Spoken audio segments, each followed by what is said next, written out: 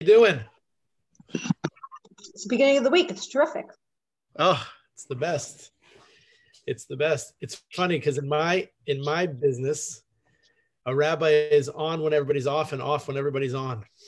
So Monday morning is always like, in the rabbi circle, like how like the beauty parlors are closed on certain days, and different golf courses are closed on certain days. So the rabbis, Monday afternoons are like different evenings of the week. Friday, Thursday, Shabbos, busy time. Weekends are different. All right. I hope everybody had a nice weekend. Hope everybody had a nice Shabbos. And looking forward to our learning again each week as I do. All right. So we're going to pick up and continue from what we started last week. There's a lot of excitement, a lot of interest, a lot of conversation, and a lot of nuances to the question that we started. And we started learning together in these classic contemporary cases in Shas. And when we say the classic contemporary cases in Shas, is that what we have that we learn together is here is a question that's asked, and how does Shas deal with it? Meaning, how do the poskim deal with it? How does the Gemara deal with it? Not only is it just clinical, is it Shulchan Aruch, is it academic, but it's also, of course, very emotional. And as we see in this case, whereas typically halacha isn't emotional, what you wonder is, what is the din? Does the din in Shulchan Aruch take into consideration how you feel about something, or is it just like black and white? And usually it's very black and white. But in this case that we've been discussing, we see that there's maybe an area of gray. So just to review a little bit, that we started with the case that we had last week. Again, there was a fellow who survived the camps, and he survived the camps with his pair of tzitzis that was made with great mesiras nefesh. And when it was made with great mesiras nefesh, it means with great, superhuman heroic effort. And it was superhuman heroic effort that was not only recognized by this fellow, but of course the hundreds, or now he says 1,000 people that put on the tefillin, the tzitzis every single day, because they didn't have the talis katan. They didn't have the ability to put on the tzitzis every day. And the 1,000 people that came, they would get up very early before the Nazis would come and stop them. And so now the fact that he survives the war and he has this tzitzis, now they're, of course, at this point very worn out. The question, of course, then becomes if it's just that they were spun by and woven by, and if they were put together, the strings, by a person who was an amateur, and they're worn out. So what would be better, to use these tzitzis that were made with great mesiras nefesh, with great effort and great energy, versus a person has an opportunity to just go online and buy a pair of tzitzis that are what we call mahudar. And if they're mahudar, if they're enhanced, so maybe it should be better. So as we were learning last week, what difference should it make? Should it matter where what's considered the hiddur? What's considered the enhancement? Is the enhancement from who it came from? Is it the fact that they were made in such an extraordinary way that should trump the statistic mahudar, that it was made by, somebody who was a yirei shamayim in the cases that, Linda, you referenced last week, or that with the fact of the materials being better materials, which one takes precedence? And there's a lot of different layers here. The first layer that we have to unpackage is, when do we ever take into consideration the feelings that a person might have for something? That's number one. The second thing we take into consideration is just the difference between what mesiras nefesh means and how do you constitute what mesiras nefesh is. Is mesiras nefesh, is that an objective concept? Is it subjective? Obviously, the difference here is would be that if it was kosher versus not kosher, and if it wasn't kosher, there's nothing to talk about. But the fact that the tzitzis are kosher clearly indicates that then on some level, even though they're not the best, but nonetheless they're still significant and they're kosher in that fulfillment point of view. So then clearly it's a conversation to have. Okay, so that's the case we have before us. Just to review it quickly, and now we're going to jump into a little bit more of the matter with regards to the response of the literature associated. Okay, so that's under the section called tshuva. Tshuva means, and we all of course associate tshuva with repentance, but tshuva means here the response. Here's the answer. So look at the bottom, towards the bottom of the page. So Nemar b'Meseches Yuma, the Gemara now that we refer to as the Gemara Meseches Yuma. And that Gemara is the reference that we're going to now start with to see how to answer this question. So Nemar b'Meseches Yuma, Daf Lamed Ches Amud Aleph, folio 38 on the first page. And the Gemara there tells the story, Kishaholach Nicanor. Who is Nicanor? Now, the Gemara Maseches Tainus also discusses who is Nicanor. We know that one of the gates in Yerushalayim, the Beis Hamikdash, entry into the Beis Hamikdash was Shar Nicanor. We have Shar Tzion, Shar Yafa, the various gates. And one of the names of the gates is Shar Nicanor. Nicanor was the name of a person. So at that time, the Gemara explains that there were very expensive and beautiful gates that were made in Egypt, in Mitzrayim, interesting. And that's also a fascinating part of this, which is we know there's a command that a person's not allowed to go back to Mitzrayim. So how is he able to go back to Mitzrayim? If there's a chiyuv to stay away from going to Egypt, Bavadia Yosef has a famous tshuva about what that means. We'll get to that hopefully maybe at another time. So he says, the Gemara explains, Kishahalach Nicanor Mitzrayim lahavi dalsos mi'Alexandria.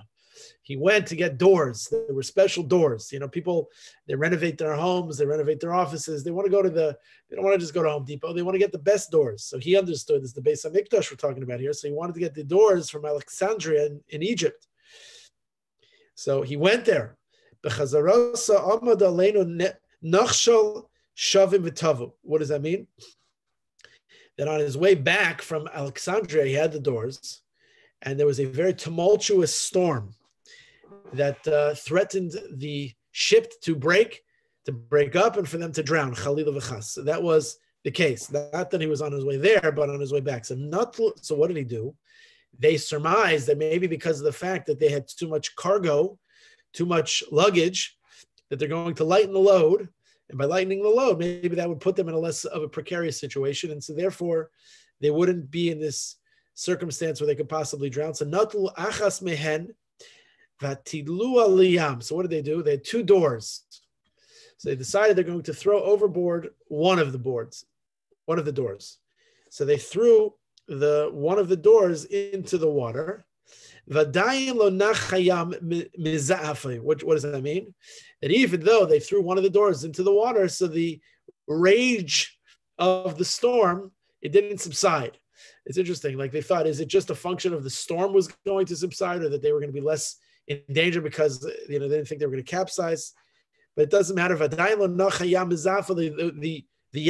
ocean did not stop from its tumultuous storming. So what happens? So they asked him, here's what they have to do. Throw the next one. You threw the first board over, you threw the first door over, so now you got to throw the second one over because the situation's not better. So Nicanor was unwilling to do that. The first one he was willing to do over because he thought maybe that's what's going to be. But to give up both of these doors that are precious, that should be brought to the Beis Hamikdash, that's not going to happen. So Amad Nicanor Vikarcha. So Nicanor, he decided it's not happening, and he held onto them very tight.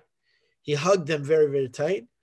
Fourth line. V'amar lahem hatiluni ima. He says, you know what? You could throw it in, but I'm going in with it. I'm going to hold on to it tight. Throw me in. I'm going to hold on to it tight. Throw me in with the door rather. V'amar lahem lituni ima. Miyad. So from the just immediacy after he said that, his willingness to be thrown in together with that door, miyad nachaya miza'afa. What happened? The Gemara explains that right away the violent storm subsides, calms down. Now, what happens? So kivan shegia lenamolish shel Akko. When he came to the port at Akko, so haisa mivatseves v'yotza delas shehitilu liyam. So there was a door that was protruding, right? He got there to the port in peace and safety, but he saw that there was a door, mitachas doif nesvina. He saw that underneath the walls of the boat, there was a door, which was the first door that he threw overboard, and he saw that it was like bobbing in the water, and it was protruding. It was able to be seen from the water, and it was tachas doif nesvina, underneath the walls of the boat. And so therefore, lefchichach kol hasha'arim. So we see that there's a miracle that happened with these doors. These are famously miraculous doors. So lefichach, the Gemara explains, lefichach is all the Gemara. Lefichach kol hasha'arim shahayu b'mikdash. That it's interesting. You had all the gates in the Beis Hamikdash. So when all of the gates nishtanu lios shel zahav, they did an upgrade in the Beis Hamikdash. You know, you have a house, you do renovations, you have a Beis Hamikdash, you have a synagogue, you have a holiest of all synagogues. They did an upgrade. And then all of the gates in the Beis Hamikdash, they decided to be Nishtana Lios Zahav. They decided they're going to make them all of gold. But there was one set of doors that they did not trade in the status. They didn't upgrade. So it says, Kol HaShi'arim Shai B'Mikdash Nishtana Lios Kol Zahav Chutz Mishare Niknar. But they left them as copper. They were copper doors. They left them as they were. Because nisim, miracles happened with these doors. There was a certain level of holiness that even trumps the gold. Ad kan l'shono. Now, ad kan l'shono means that's the Gemara. That's what the Gemara says. Now, here's what's interesting. Vanisim harenasu biglal hamasiris nefesh shel niknor. Why did this miracle happen? So the commentary on this Gemara is that the miracle happened for one reason and one reason only. That was because of and measured by the Mesiris Nefesh, the incredible heroic effort of Nicanor. That effort was Shehu Shava Shoiser Mizahav. That's considered even greater than Zahav, than gold. That the effort that you have.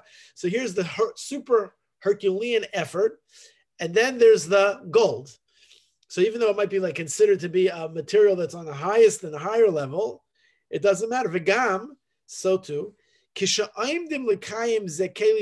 Now we have a precept, a concept from the pasuk in Chumash. Zekeli vanveyu. What's zekeli vanveyu? Zekeli vanveyu is we want to beautify the mitzvah, right? That we extrapolate from that word, those words, that we want to beautify the mitzvah. That's why we get beautiful pair of tefillin, a beautiful esrog. We want to get a beautiful sukkah. We want to do the mitzvahs in a beautified, most enhanced way. And even those people will say zekeli vanveyu, and that way that one would be able to fulfill this idea zekeli vanveyu by making it such that these gates were no different than the other gates. Let's suppose so zahav, and by doing so, you dip it in gold, or you create the upgrade like you did the other doors. Amrinan, we say, you should know, shanisim gedolim yoser mizahav. Miracles is even greater than gold. And so therefore, what we're going to do is we're going to identify, there seems to be a pecking order, a level of what's more important than something else, depending on what it is. And not only depending on what the material is, but depending on how the material was achieved, was received, was experienced. So since there was a level of miracle nisim, the fact that they were copper and a lower material status level than gold, then it doesn't matter. Because this last line, these last four words, why? Shahanisim gedolim yoser mizahav. Because the miracles that happen to these gates, to these doors, in general, you should know, yoser mizahav is considered greater than even gold. Okay? So this is what's set up this way. Top paragraph. V'ulai, and we'll take questions in a minute because things are going to get interesting here in a minute. V'ulai kach be'inyanenu.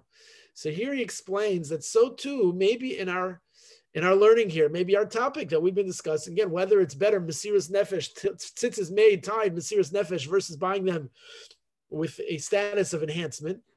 The Mesiris Nefesh alasiyas at tzitzis, maybe the amount of Herculean effort that was used to tie, to find, to weave, to spin tzitzis in the camps, it's odif. Maybe it's considered odif. What's odif? It's preferred. Ulai mitalis noev, tzitzis yofim, even from a talis, meaning the beged, the actual garment itself, which is beautiful, it's nicer material, and the tzitzis are yofim, are objectively better. The fact that they're objectively better, even though you seem to, in halacha, have an obligation to choose things that are objectively better, maybe not. Maybe if there's nisim or mesiris nefesh that are associated with it, it means that even though there's something that's objectively better, it seems though that it has a preference. And here he brings an interesting example. And this is a Shulchan Aruch example. So now we've extended ourselves to this morning learning not only Shas, but we also, whenever you learn Shas, whenever you learn Sugis in the Talmud and the Gemara, we have to also understand how we bring it down in halacha. In fact, the correct way to learn a Sugya and a Gemara is to learn what the Rambam says, to learn what the Shulchan Aruch in Yeridei and Choshen Mishpat, to understand what in Orach Chaim the Shulchan Aruch tells us, the Mishnah Brura, to understand how this is applicable in our lives based on Psukim and Chumash, because that's basically the source. So here he explains there's a biblical source and a certainty in ruling of a halach in Shulchan Aruch. How do we know that this might be? V'ulai, second sentence, v'ulai Ze'atam shechaviv, that we have, maybe this is the reason why chaviv is adif mishivas haminim. Now, that's a sentence. Now, we have to understand what that phrase means. First of all, the idea is, we know there's a word. The word is called chaviv, but we're using it as an idea. There's the word as it's translated, and then there's the word as it's being used in the context of an idea. Chaviv means it's cherished, it's beloved, right? So it's something that you like, and there's something that you love. So if it's chaviv to you, it's even preferred. It's beloved. So adif means that it's preferred. So we see that when is it that something that's beloved to you is preferred? Why should something, the fact that you love it more, should it be preferred? Doesn't mean, let's just say you just love, you love putting on your tefillin so much. So I should prefer to put on my tefillin before my talis. The answer is no, because halacha tells me that tadar v'she'enu tadar kodem requires me to put on my talis first. So so maybe there are exceptions to that rule. Clearly there are. Says this is, maybe there's a reason why that which is chaviv to you, that which is precious to you, it's adif, it's preferred. Mishivas haminim. What shivas haminim? So this is an example, one that Shulchan Aruch gives as one of its examples. We know the pasuk tells us in Chumash that there are certain food items that are established as ones that give praise to Eretz Yisrael, right? Now, Lamaros Shabam, even though there are those amongst them that mishabeach, that praise, that are associated with the praise of Israel, of Eretz Yisrael, right? A rimon, zayit. We know the shivas aminim, right? So because of the shivas aminim, so what happens if you have before you a plate? Now we're going to be this Thursday welcoming the month of Shvat, and on the 15th is going to be Tu B'Shvat, and we're going to have. For some, we're going to have a Tu B'Shvat order, Tu B'Shvat Seder, and typically we have a Seder of fruits and vegetable fruits from Eretz Yisrael. So if you have an order, so if you have, again, as I mentioned, I think last time, an apple, or if you have a grape, or even an apple and a rimon, you then make the brach on that which is of the Shivas Haminim, of those which are used to praise Eretz Yisrael, because obviously it's adif, it's mentioned in the Chumash. Now, what happens if there's something that's chaviv to you, that's even more important than that which is mentioned in Eretz Yisrael? Shulchan Aruch rules that b'cholzos, even though nonetheless chaviv, adif, that even though you would maybe otherwise think that a pasuk in Chumash, which identifies specific food items which give praise to our beloved Eretz Yisrael, no, even though all things being equal, that's where the rule is a rule. But if things are not equal and there's something that's more precious to you in the sense it's preferred to you, it's beloved to you, you love it more, so it's chaviv. Why? Now this is very important. Because a person is going to have a regesh. Siragshus means he's going to feel it more. Now one could argue, if there's an answer that will allow you to eat an apple that's not one of echad meshivas aminim before a rimon, it's because of hisragshus. What's hisragshus? You're going to feel it more, and this is mentioned in the Mishnah Berurah and Shulchan Aruch as well. Why is this so? Maybe you could argue that I should be able to put my talis on second, my tefillin on first, because I have hisragshus. Is there a danger in saying that because I have a regesh, I could do it first and foremost? Maybe, maybe not. Clearly, here in Shulchan Aruch, the answer is that it's not a danger. I guess there's parameters to this. And one of the reasons that maybe that it's adif because of hisragshus, which means that chaviv, what you find pleasing, pleasurable, more meaningful, more tasty, is hisragshus. Maybe the fact that you're going to make a bracha is going to be more enhanced. You're going to have more connection to it. You're going to have more feeling, more kavana, more fervor. It's going to be more meaningful to you. So here it's interesting, it's an interesting halacha. Now, not everybody follows this, but again, it's a Mishnah Berurah, so that's as informative and as authoritative as can be.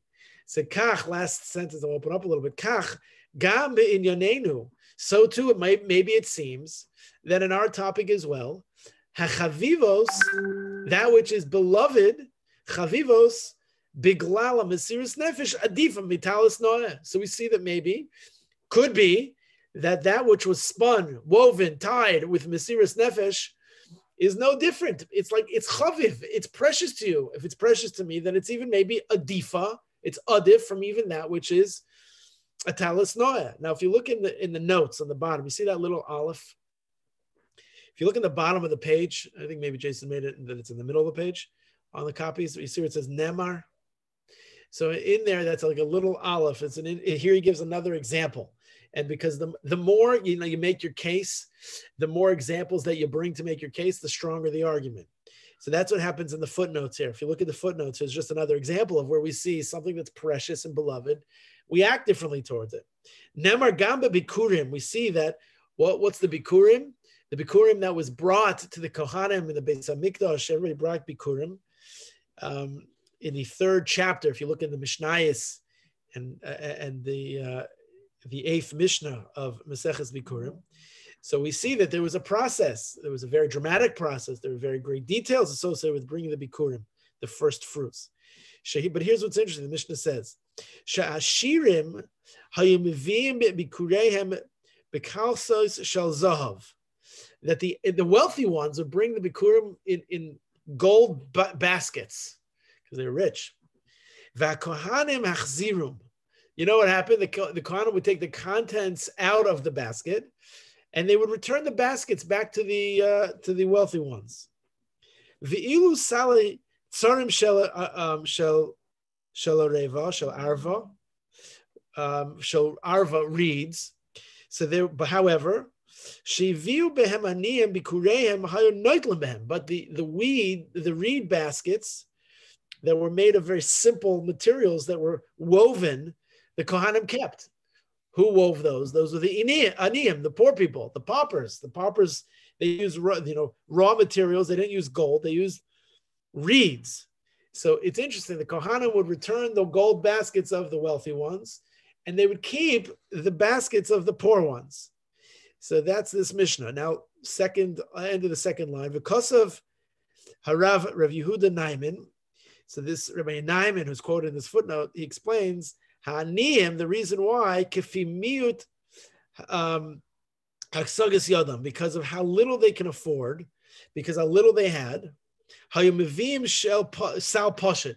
So since they had very little, they didn't have the luxuries to go out and buy fancy materials or to use fancy materials. So they made baskets that were very, very simple. Shel nitzarim shel also b'mo yadayim. They used their hands. They made them themselves. B'achna of shivron leiv. They made them with humility and a sense of a broken heart. They did them with great sincerity, great genuine. It was very genuine. L'chein, similarly, Hashem Yisbarach Sheichin Daka, because we know that the Almighty lives with the lowly ones. V'shafal ruach. Now that doesn't mean we're not talking about depressed and despondent, but humble, with anivus. That the Rebbe Shem lives with with a person who lives with anivus, with humility. That he even reveals himself mitoy chasneh, in the midst of a bush, not in this high. Even when it was a revelation at Sinai, it was a low mountain. So the Chayin, Hashem Yisbarach Sheichin Daka v'Shofar Ruach. So and therefore, this is considered beloved. This basket of simplicity. It's better than gold. The baskets of the poor, as simple as they were, is considered chaviv, is considered preferred than even the baskets of gold. And so he says that maybe this is also true in our case, in our example as well. That here you have, this is not just in our case, but obviously maybe in all other cases, but certainly in our case that we're discussing, explains based on the Gemara in Maseches Yuma, the case of Nicanor, the case in Shulchan Aruch, the Mishnah Brura, the Shivas Haminim, and then the Mishnah in Bikurim, which here explains that there was very big difference between the baskets of the Aniyim and the baskets of the Ashirim. And that seems to be Gambi in Yonenu Achavivus, the preferred is Biglala Mesiras Nefesh Adifa Mitalis Noah. That in this case, and again, it could be in other cases, we could have to dissect and discuss other cases, but it could very well be that this is also something in other cases as well. But certainly for this case, the Mesiras Nefesh, how much effort and arduous activity put towards a certain activity means that it is preferred. Before we get to the last paragraph, any questions, comments, interests, concerns? Yes, I do. I just want to say I hear everything you're saying, but I think that I'm going to talk about the people who had money and then their gold baskets were returned. they brought it with their whole hearts, probably feeling like this was very special. And I'm not sure that they deserve to have that feeling taken away, that they gave it with a full heart too. Maybe they didn't have the skills or whatever their story was. And then the people who have less money, I understand they gave it with a full heart as well. So I feel like there's so many loopholes in all these presentations that it's almost like if you can make enough of a case for your sentiments and how you did it, not just the effort of the act, that maybe anyways almost sounds like it would be okay. I know that's not right, but I'm just saying how it presents to me. No, good. Listen, that's what we have to learn together. We have to learn together. So a couple comments. I appreciate your question very, very much. And also, I would think that it seems to me that what each person has is the most important to them. The doors didn't mean it. Pardon? Yeah, I agree. That's true. That's true. Right. The doors didn't mean anything to the other people on the ship. The importance of the doors were to the person who went for them. I believe that sometimes we say, beauty is in the eyes of the beholder.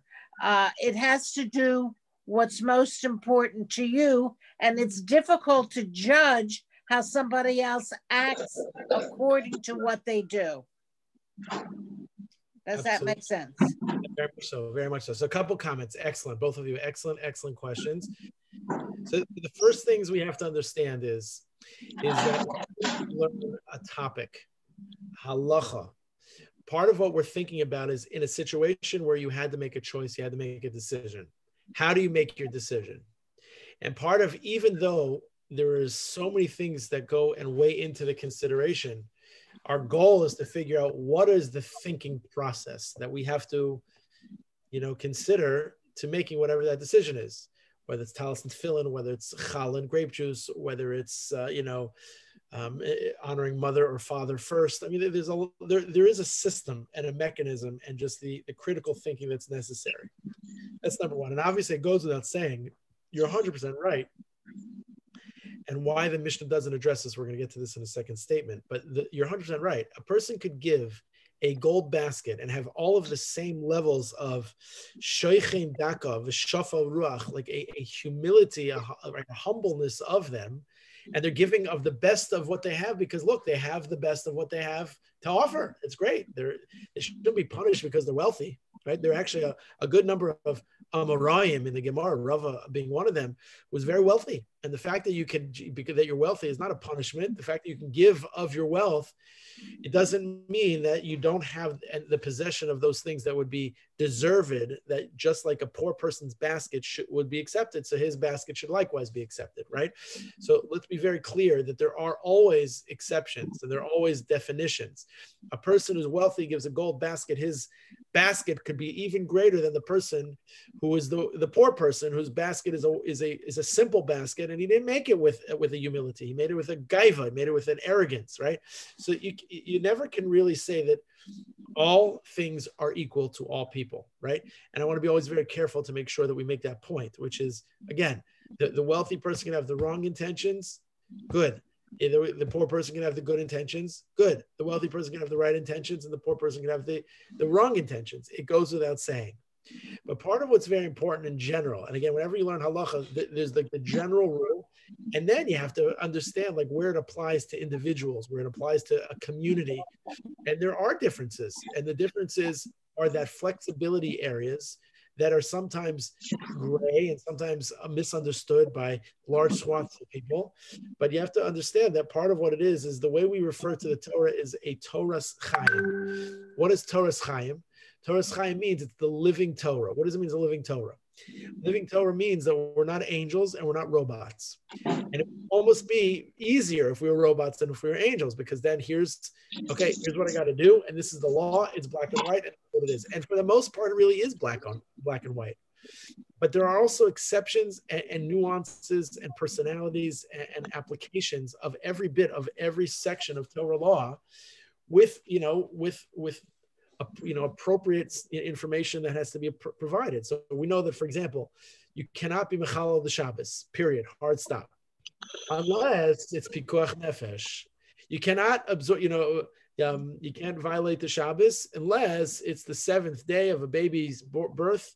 It wasn't cesarean and it was born on Shabbos without it being at a time of suffix, a time of doubt. So those are just like two basic, obvious examples of so many areas in halacha. So the general rule is, I guess, this Mishnah is assuming that the likelihood of a person being arrogant when he has is so much so that the rule was that the Kohanim did not take it.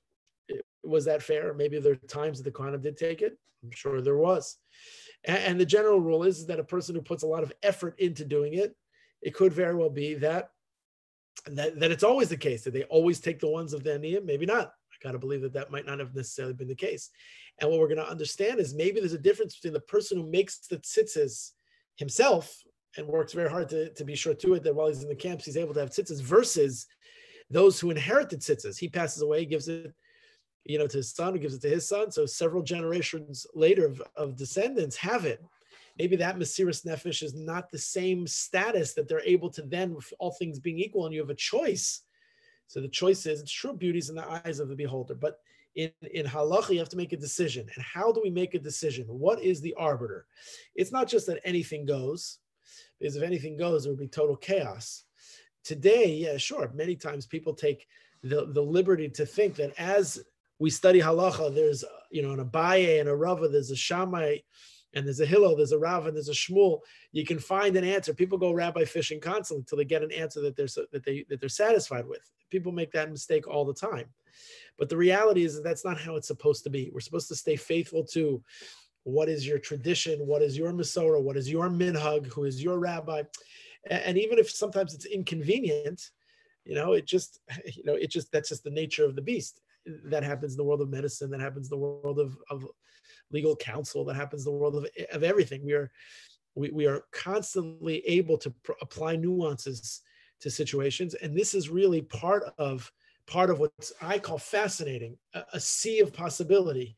And even though sometimes people say that Torah observant Judaism is so strict and there's so many rules, sure, there's lots of rules, but it's the Torah's Chaim that also opens its eyes to situations as they exist, not a violation of halacha, but a situation as it would exist, and as it would present itself. Listen, I know we don't have to get into this now, but one of the hot button topics right now, I just got a text on a rabbi's chat, and I know this is going to be sent all around, so I'm saying this conscientiously.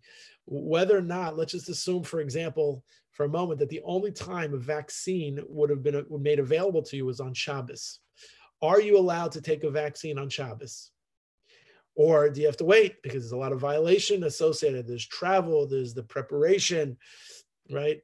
The actual zrika, the inoculation itself, according to Rav Poskim, is fine, but it's all the associated parts of it. If you can't get it on Shabbos, are you then not going to be able to get it? Again, these are just shilas that are coming up. So one could say, no, it's Shabbos. It's Shabbos. The answer is that we know that there's the application of Jewish law that allow, whether it's a vaccine or, again, that's a machlokes haposkim. How do we paskin today? These are things that are happening today in real time. But I think that the questions are very, very good questions. But I think what's always important to keep in mind is that we don't look for ways to be lenient. We just look for ways to apply what the halacha is to our lives. And sometimes it's very specific. Sometimes it's very community specific. And sometimes it's Jewish people specific. Does that make sense, Carol, Linda? Push back. Feel free to push back. This doesn't have to be. No, I mean, it makes sense. But I guess for me, like, I understand when you're talking about Shabbos, or maybe the tefillin argument is a more important argument. But some of them seem like, and I apologize that I feel this way, doesn't matter if you eat a rimon before the apple. I mean, I know that you have a case for that. But there's some that are lighter. So I guess if somebody feels so strongly, even though the rabbi's like, you really should not use those tzitzis or something like that, that there's got to be a way that will help that person find a way to do it and not feel like, oh, there's an Avera. You know what I mean? Right. That's what So I think I'm thinking. So I don't know if it's an Avera. I think it's just like, what's the best way to be? You know, like it's, do I think, again, the Ribono Shalom, who wrote whose Torah it is, made the concept of a connection between certain foods and Israel. Now, why should that even be? Like, what the Tu B'Shvat Seder, like, why should even that exist? What's the purpose of any mitzvah for that matter? Any mitzvah, and even in the case of specific foods, like, does it really matter? Will you really feel closer to Israel with the foods that you eat? The answer is yes, actually.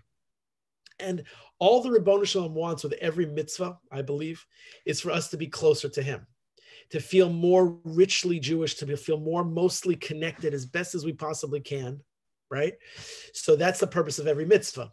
And even through foods that a person will eat, you're going to feel more connected to Israel. It might seem like, really, does God really, really care? The answer is that he wants us to care. And maybe there are things that we will feel differently if the laws were or were not in place the way they are. So I think that, you know, sure, it could be seen as like, I don't think it's not an Avera. I don't like to use the word Avera as, you know, that loosely. I look at it as that, whether it's, you can say things like missed opportunities or opportunities for even greater levels of closeness. When you bite into a rimon, I got to believe that you feel Rosh Hashanah. When you bite into a rimon or a date or a fig, and you realize that you're doing that on Tu B'Shvat because you want to connect to the love of land of Eretz Yisrael, you feel connected. You feel connected. How much more connected? Maybe a little less, a little more connected, a little less connected. I don't think the measured amount is not as significant as the concept, as the idea. It's not this an Avera. The question is, you have a choice. What do you do? How do you? We're presented with choices in halacha literally all the time. And the question is, which one would you choose? How do we make that choice? And the only purpose of making that choice is not that if you choose wrong, you have an Avera, but there's you know, how much we can't do two things at once. There really is no difference between the example of Shiva Saminim and Talis and Tefillin.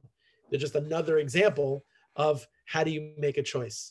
And the reason why in Shulchan Aruch, there's an example of why what is beloved and cherished to you maybe override that which is in a chumash, is because the only reason why it's a certain way is that you should feel a certain way. And if you don't feel a certain way by doing it through the normal mechanism, or if you feel more so towards something about an apple, like you love an apple. So if you're going to feel closer and feel a greater level of, even if it's indiscernible, the amount of kavanah you're going to have, clarity of the words when you say the bracha, if it's going to bring you closer to Hashem, then that is the goal. That is the purpose. I actually find this to be very beautiful, because I think sometimes what happens is people just do things for the sake of doing things.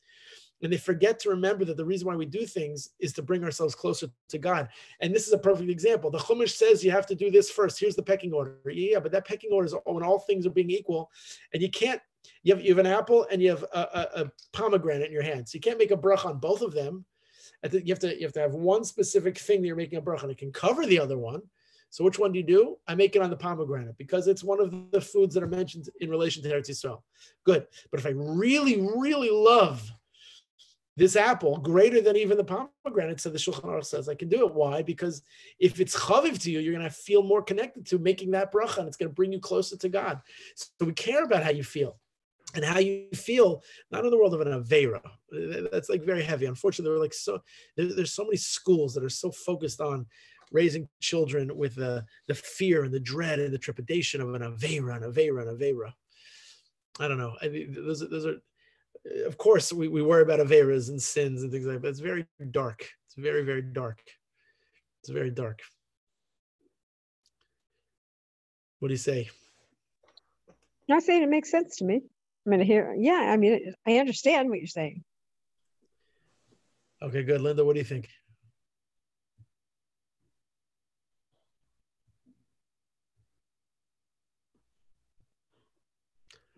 Okay.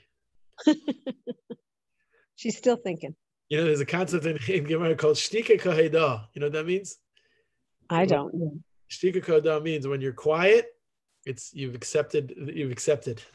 Okay. I think when I was muted, when you're in when we're in Leviticus, we talk about stumbling blocks. And all I hear every time we come up with something, there's constantly stumbling blocks of everything we approach. What do you mean? What do you mean? Well, we're always stumbling over, you do it this way, you do it that way. There's a right way. There might not be a right way. We put ourselves into all kinds of positions. the proverbial halachic pretzel. The halachic pretzel. These are real live scenarios, real live cases. That's what Gemara is. That the Gemara is. Well, when we say you daven shachris, when do you daven shachris? You daven shachris 4 hours into the day. You daven 6 hours into the day. Milchiks and fleishiks. How long do you wait between milchiks and fleishiks? Fleishiks and milchiks. I wait 6 hours. I wait into the 6th hour. I wait 3 hours. I wait however long it takes me to get from my dining room table to the refrigerator. Like we got a whole host of, when is Shabbos? Is it at 18 minutes after candle lighting? Is it 40 minutes after Shabbos is after Shabbos? Like that is the stumbling. The definition of a stumbling block is things that are placed before us that we unknowingly will probably trip and fall. But to understand how to navigate in a cave that's maybe a little bit dark is to figure out how to illuminate with a light that is going to bring light to how to understand what we have to do. Knowledge is power. And part of being a chacham, a wise person, is to just understand what the Shulchan Aruch tells us and what it means. Not just that it's black and white. I've memorized every bit of it. It's not just necessarily to memorize it. It's to know how to apply it. You can be a doctor and know all of the medicine and all of the science. But if you don't know how to apply it, if you just say, okay, you need to have X number of milligrams for the refuah, for the healing of whatever your ailment is, and you don't take into consideration any of the other drugs, the other medications, the other circumstances, the other, medical condition of the person in the totality, you could end up wounding somebody. So everything in life is a stumbling block. It's a navigation system.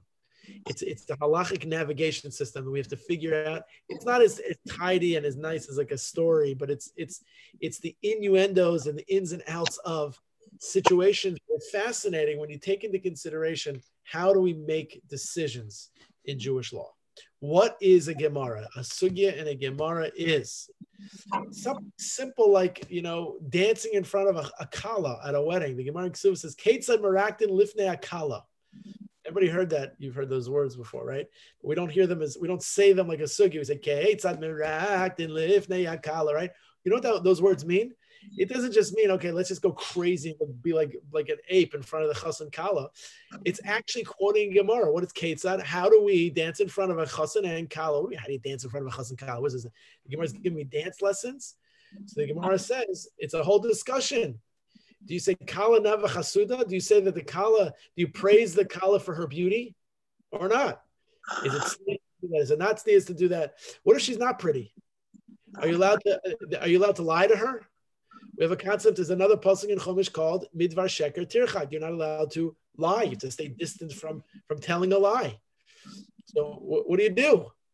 Is that prohibited? It's again everything, every single bit of how you talk to people, what you're allowed to say, what's considered lashon hara, what's considered lashon nikiya, which sefer Torah you take out of the Aron Kodesh, whether you put your talis in tefillin, which bracha you make, first when you're at a Tuesday night dinner. Do I make a mizonos and then an adama, and then I make a eitz, then I make a shahakol, or then do I wash? Every bit of it is complicated, complex, and glorious.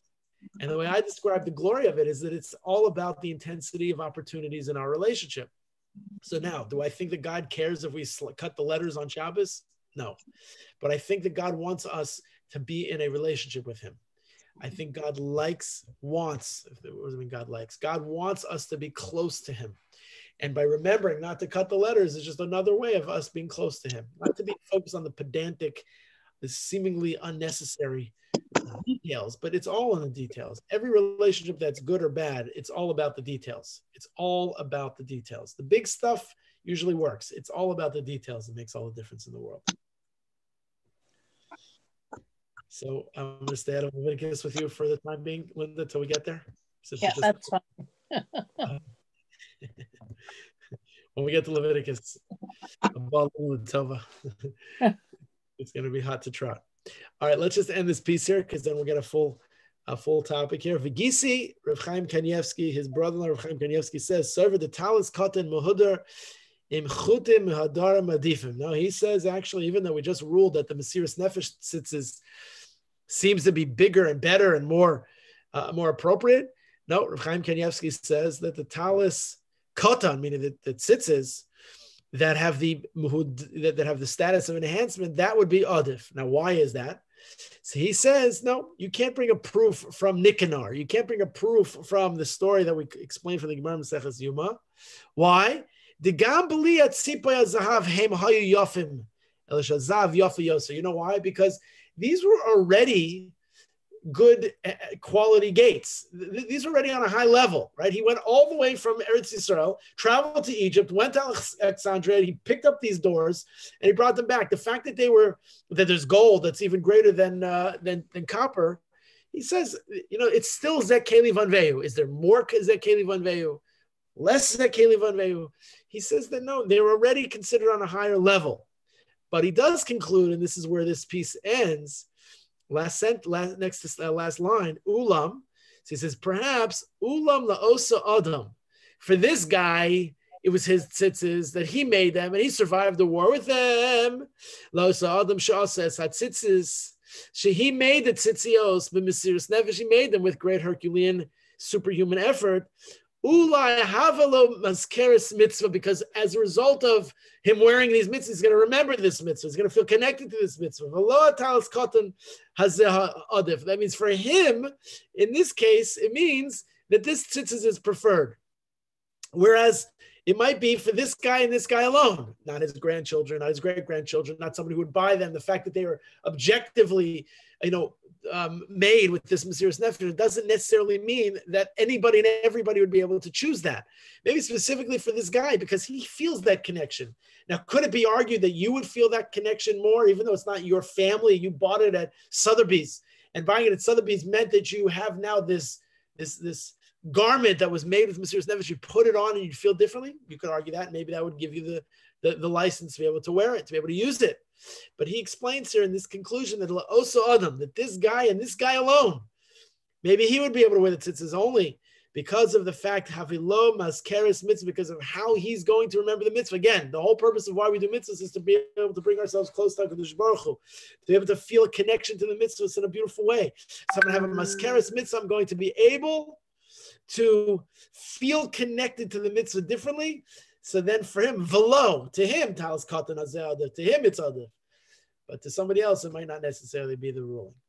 So it's just an interesting case of such a situation, what's considered best and what would be second best, where we see this applies in other areas as well. And of course, as with every case, you have to ask your local Orthodox rabbi to figure out what and how it applies to you and in which situation it's presented to you. All right, that ends this first piece. I hope you found it at least somewhat informative, if not frustrating, but also exciting. I'm picking the frustrating one. Choice. That's my choice. Really?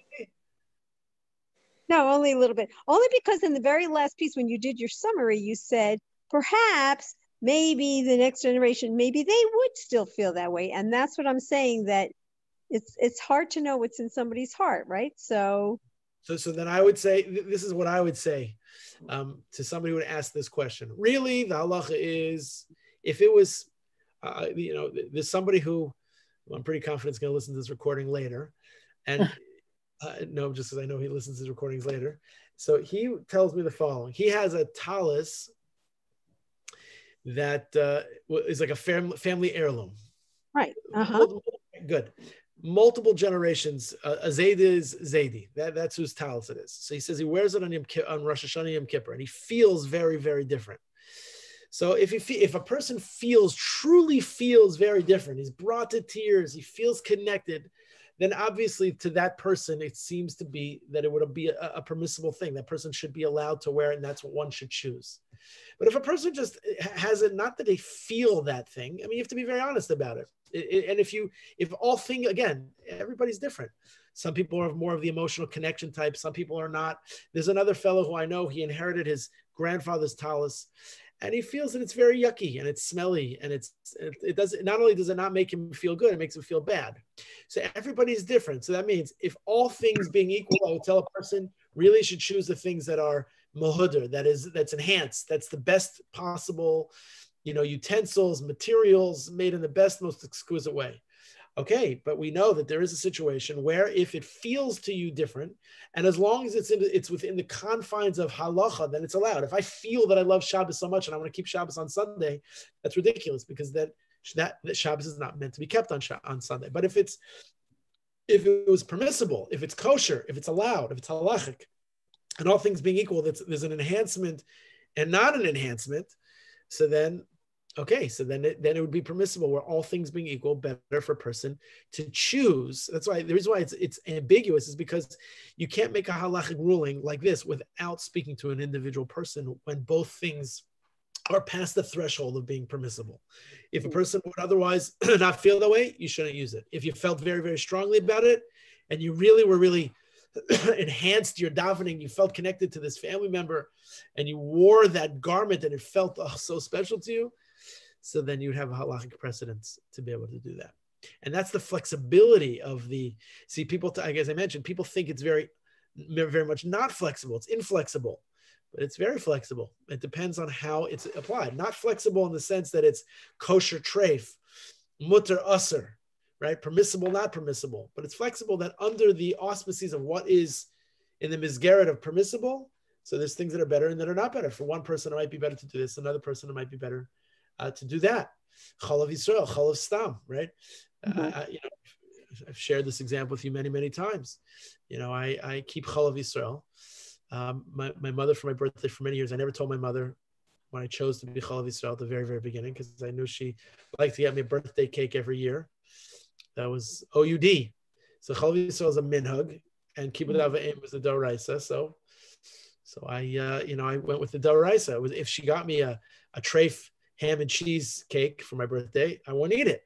But since it's kosher, so I chose Doraisa over a minhag, because there's a permissibility to do it. Now, Jen used to always say, "Well, you don't have to eat the whole cake. She's like, you have a piece. You don't have to embellish, and that would be a little much. I could be like, otherwise, have a tummy ache for a couple of days. Anyway, good. My bracha is that we should just find satisfaction, happiness, and joy. And I really appreciate everyone's feedback and questions. Right. Questions. Thank you. Thank you, Rabbi. Right. All right. Great. Have a great day. Thank you, Rabbi. Great day. Beautiful week. We'll be in touch.